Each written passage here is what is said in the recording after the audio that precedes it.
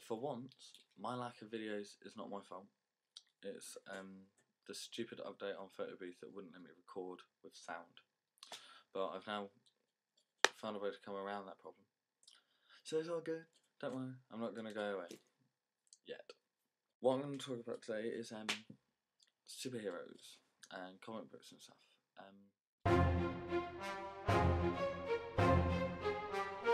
I've always really liked comic books since I was like 10, 11ish. That was when I really got into it anyway. But for me, it's always been X-Men. X-Men was like, I suppose it's the first fandom that I really got obsessed with, because like all the comics, like encyclopedias about it, with all like their history and like stuff like that. Toys, I had loads of X-Men toys. Just, I loved it. It was something that really interested me, and it was for a good few years of my life, comic books, but more specifically X-Men, were the only thing that I was interested in. Like other superhero stuff as well. Like I got pretty into Batman at one point as well. But I think the thing with X-Men is that it was a community. Like they were a team, or like sometimes a family as well. And it was just nice that whereas other heroes are sort of like on their own sometimes, or like a smaller group, but X-Men, it was this whole world of people like that. I loved comic books so much that I even started writing my own comic book. It was called The Elements. Each of the different characters could control different elements, and then there were some extra people as well that still had powers, but they weren't to do with the thing. I was fire. I got really into Elements actually. I've still got most of the drawings that I did. Like I actually started writing all the comics. I've got plans written out for a full, like, I think about 20 issues of it, which admittedly isn't that many, but for me I was like, yeah. But I never actually got round to drawing anything because I couldn't be bothered, or it was too much work, or I got it into my head that because I was so excited about it that it became really awesome, and like it turned into a film, and this person would be in the film, and then, oh well, if it's going to be made into a film, then somebody else can turn it into a comic. But I was thinking I need the foundations before I can get to that top level of my creation being a film. And I guess it's the sort of same thing with my writing really.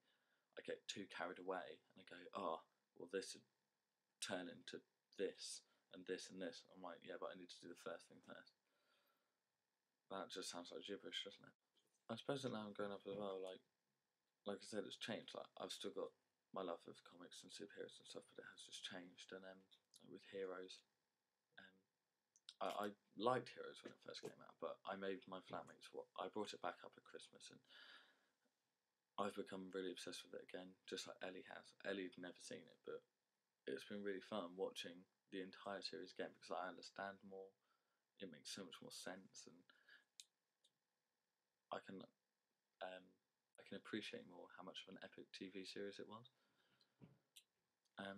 I'm going to answer the question that you may or may not be asking, that what superpower would I have? I've mentioned that in the comic book that I used to draw when I was younger was I had fire. Because the characters were based around me and my friends, I was in control of fire, nicknamed the Torch. I think now I'd be more inclined to go towards like shape-shifting,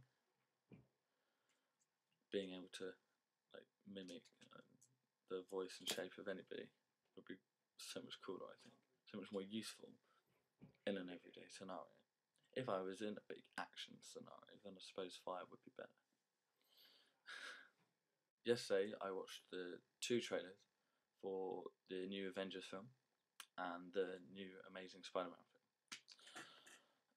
And they both really were epic trailers. I never really got into the Avengers.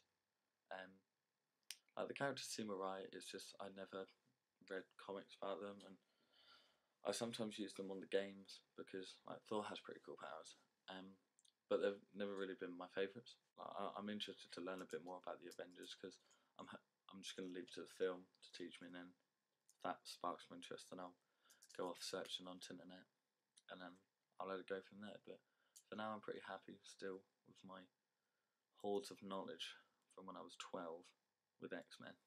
And then the new Spider-Man film, possibly because it's got Emma Stone in, but it just looks like this is going to be so much better than the other Spider-Man films, which I did like, but they just already they're sort of below the bar that was set by the new trailer.